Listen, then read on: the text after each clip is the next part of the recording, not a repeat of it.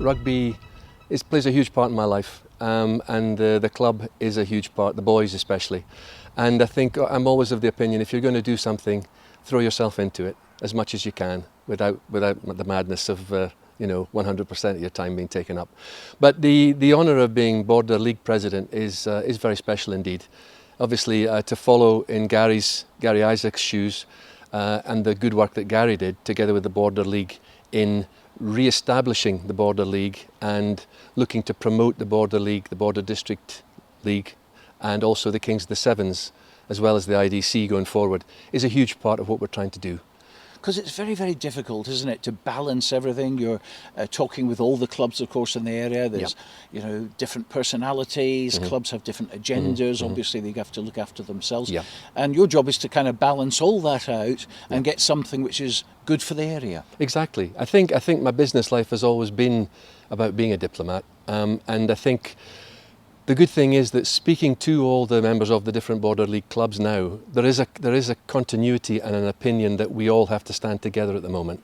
I think what the biggest message is that we can try and give is to speak to the powers that be at Murrayfield and explain to them the importance of the Border League and the Kings of the Sevens Circuit to the border community, not only for the people but also for the commercial viability of the clubs. That's an enormous part of it. And this is something which I think the general public in this part of the world, the clubs at this part of the world, the coaches and everything else, there's a lot of talk, obviously, that the SRU don't listen to the area, particularly with the overlapping of the Sevens. And, we keep seeing this on social media, the SRU don't care about the borders. How true is that, or how wrong is that? I don't think it's a correct statement. I think when you look from the outside, you can see that. But speaking to the SRU reps and the people that we've engaged with, they do care. I think their hands are tied in many other areas. Obviously, what's happening with the leagues going forward, the expanded leagues, that's a necessary evil, for want of a better word. But we need to reintegrate the best players in the country back into the leagues.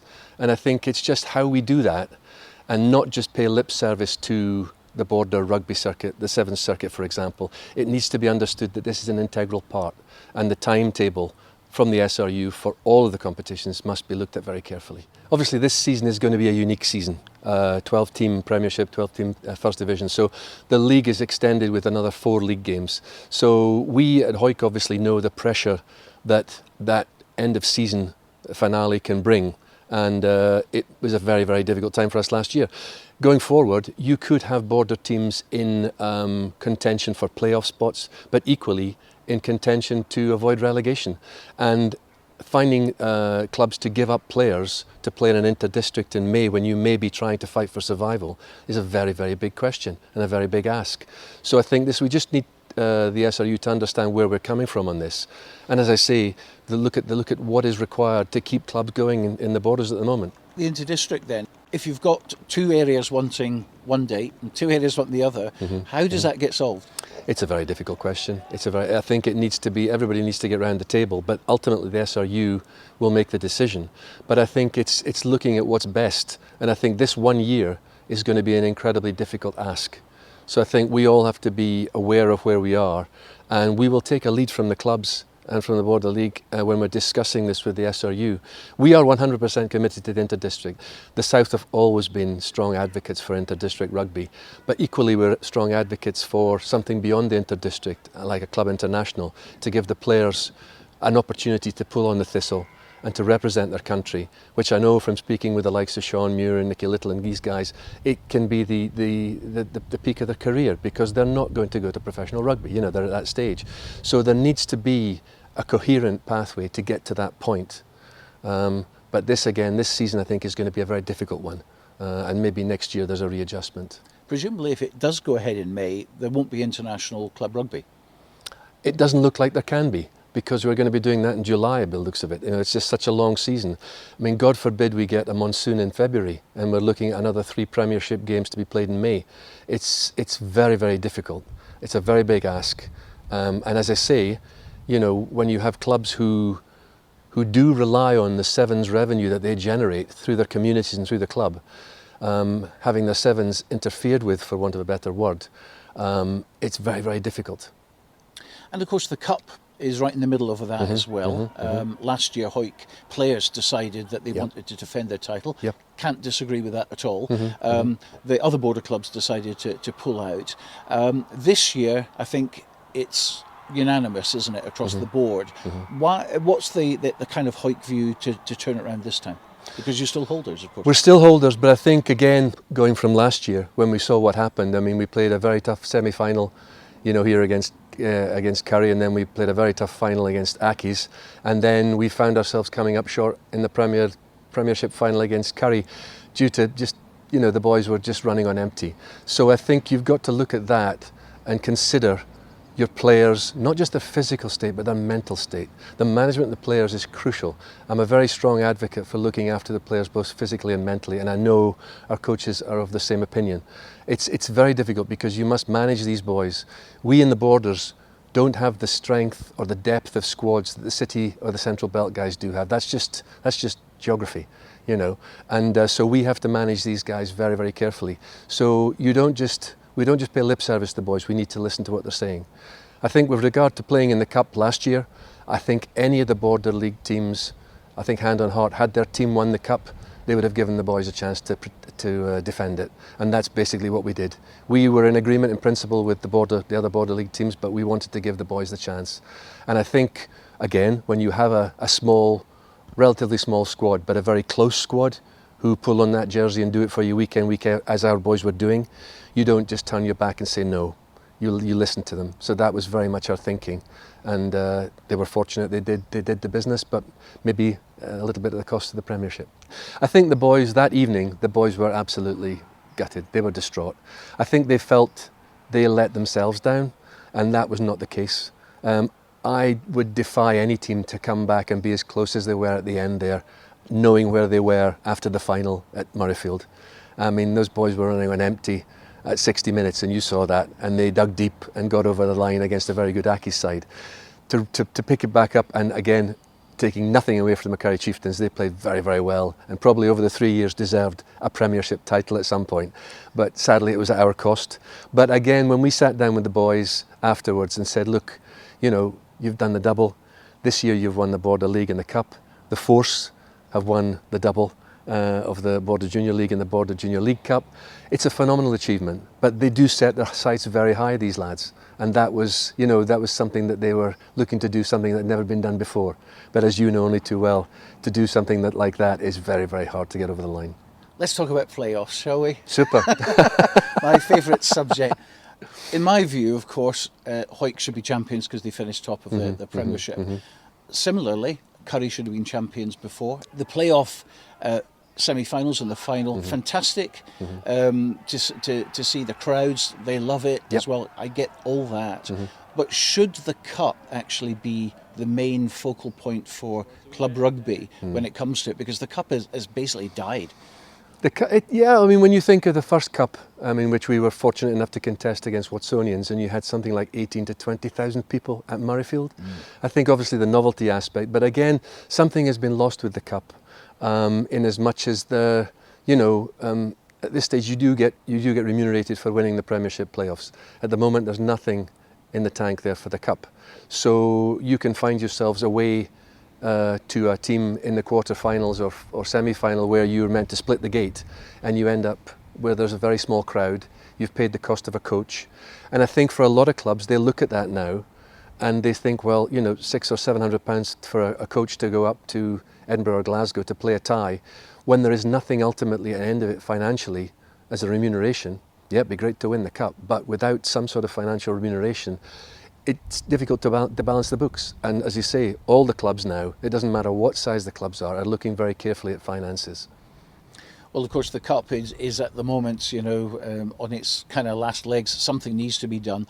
But we also acknowledge this is a unique season. There's 12 teams. Yes. Yeah. The one thing we can guarantee is that there will be one border team at the end of the season in the Premiership. That's correct.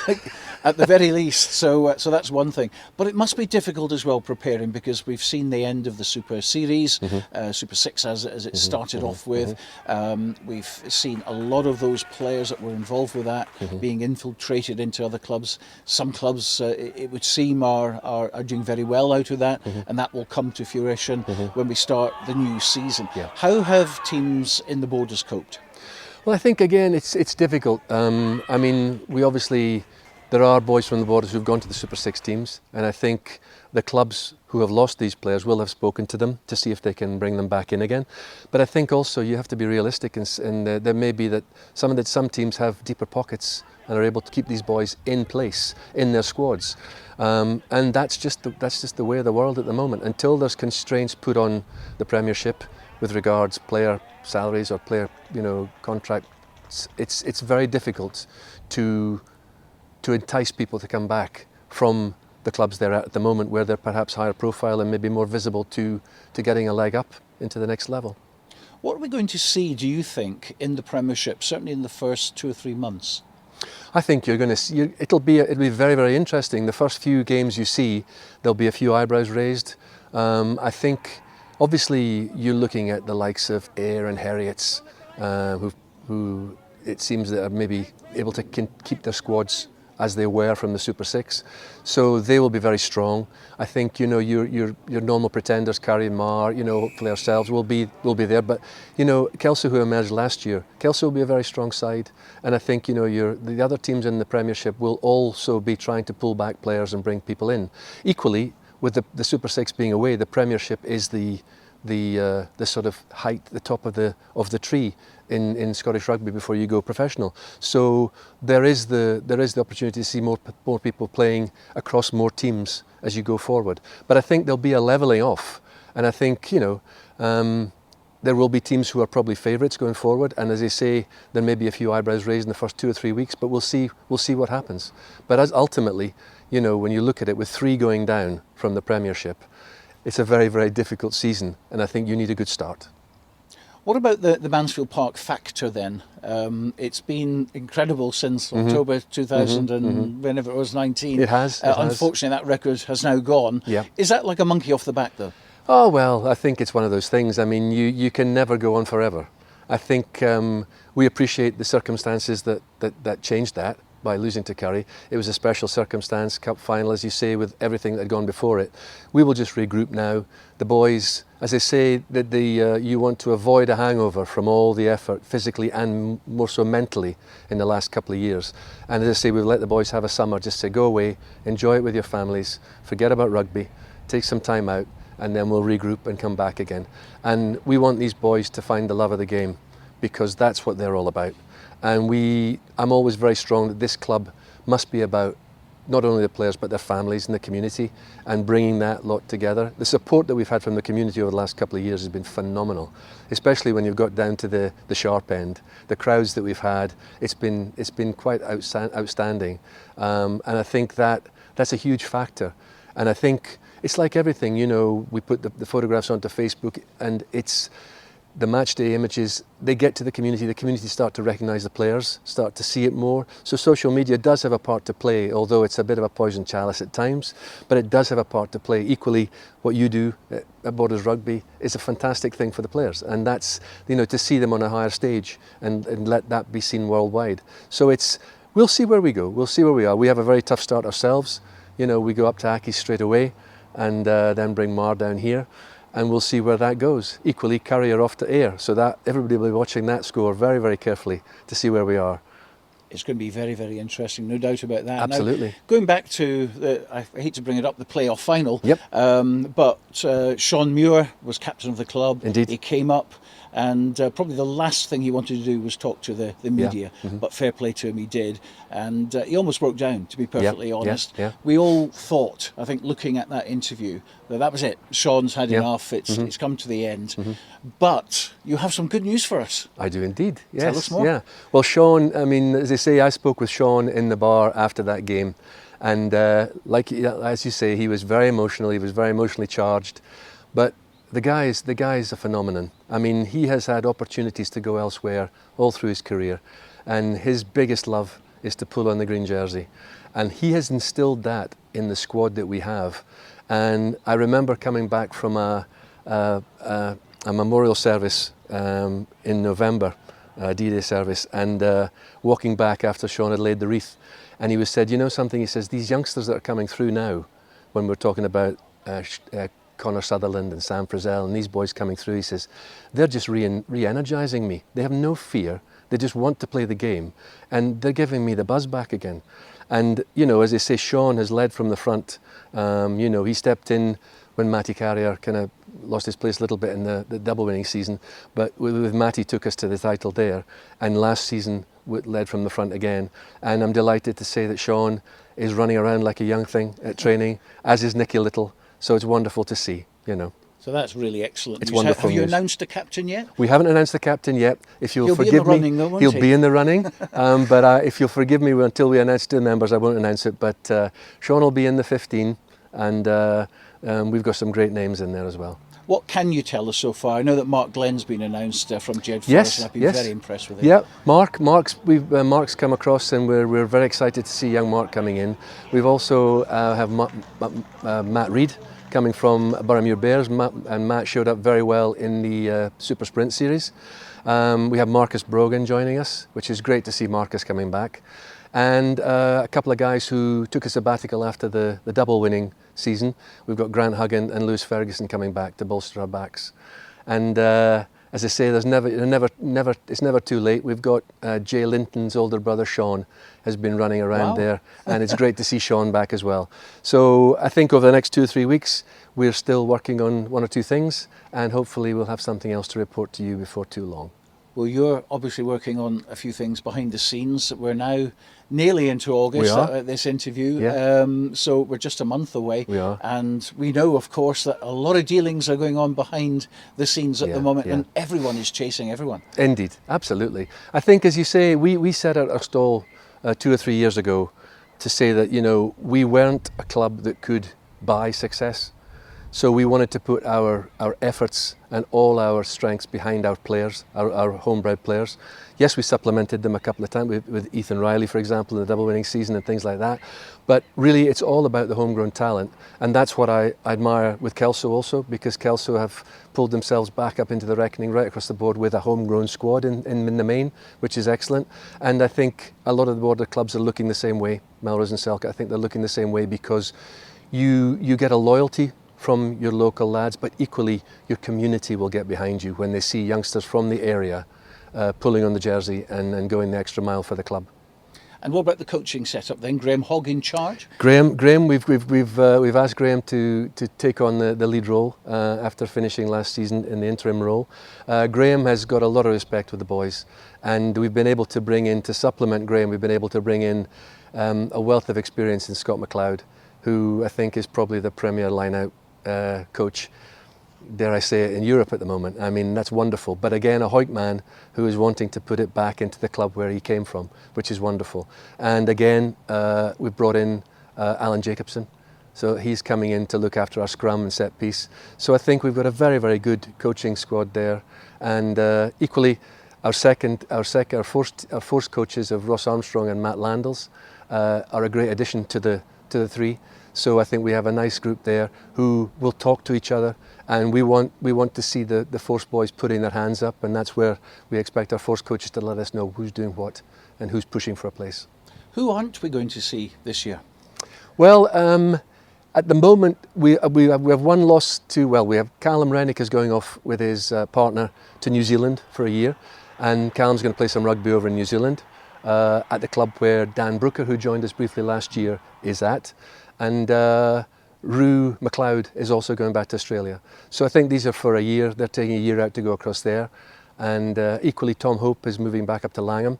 We give him our very best wishes. We'd love Tom to stay with us because front row are at a premium. But Tom is following his star back up at Langham. And at the moment, that's where we are. As I say, a couple of lads, we've given them an extra bit of time after the summer to see where they are and not push them on. And I think it's just, we'll wait and see what comes from that. One name you haven't mentioned is Lee Armstrong. Is he up for another year? Well, he seems to be running about like a young thing again. So as far as I know, yes, he is. That's great. And he seemed to inject life into Andrew Mitchell last season, I didn't think it was a very different centre partnership from the year before. Ethan and Andrew had a relationship that worked very well. Lee brought in something different with Andrew. So I think Andrew is maturing immensely in the last couple of years and assuming the role. And I think Lee just brought that extra bit of experience and that sort of knowledge of number 10 as well, you know, that is playing inside centre. So yep, we're looking forward to seeing what they can do. But again, there's a lot of youngsters pushing. We've got some great young players coming through, you know, your Kean Riddles, these guys, all looking to push for a place. So we'll see where it goes. And scrum half and fly half again, great competition there. Great competition. Yeah, they're great boys. They're a great bunch of boys. And they understand what's required. And of course they all want to start, which is the great thing.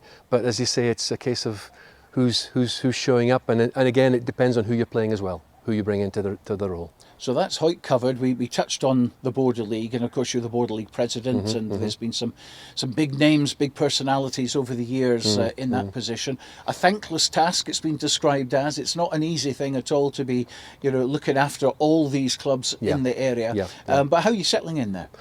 Well, it's okay. Yeah, we had our first meeting. We've got another meeting next week. We start again. But I think, again, as I say, all the members of the committee understand. I think it's crystallised how important to get the Border League right and look after the Kings of the Seventh Circuit. And I think we're all working to the same end. Of course, we all have our own agendas, but I think at this point, it comes a time where you have to put aside certain things and focus on what is really, really important at the moment. And that is getting a dialogue with the SRU with regard to the timetable. Again, this year will be a very unique year. Next year, we go back to 10 teams, whoever is in the Premiership. So you have an extra 4 weeks where maybe the IDC can fit into something slightly more suitable, and we'll take it from there. But I think, you know, I've spoken with the members of the Border League, and we have the subgroups that we have there, the Working Party, the Border League, obviously the Border District League, the Border Referees, and the IDC. They're working very hard, and I think we will continue to do that in dialogue with the SRU and just explain where we are in the hopes that they will understand, you know, what moves we take. Well, last year I was really pleased to see the Border League look like something that it used to be, which is everyone playing each other rather than the pools and the final. The final was always a great occasion, and we do miss it, but at the expense of a real competition, it is fantastic. And of course the double headers will help. But again, there seems to be a buy-in last season, and no doubt this season as well, to kind of rescue the world's oldest league. Yeah, I think that's very evident. I think last year, as you say, it was the first year we managed to get it going back up again, and again a lot of credit to Gary and the committee for that. I said, but this year there's been an immediate buy-in. Again, we've just, I think the last fixture to complete the Border League programme was finalised last week, so that's been passed on, and I think that will be going onto the website soon. But that's great. As I say, we've got the Border Junior League, which will then turn into the Border Junior Cup after Christmas. So again, that has worked very well as well, and I think the Friday night lights side of that has been great because you're able to pull teams together more readily than if you're trying to put 2 teams out on Saturdays. Again, just with numbers as you get through the season with injuries.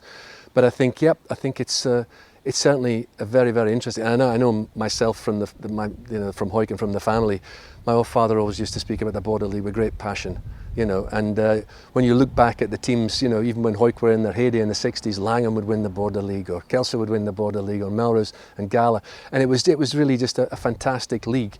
And if we can get back in some way to that sort of feel-good factor about the Border League, I think it's wonderful. I mean, for example, this year we're going to play Gala for the first time in too long.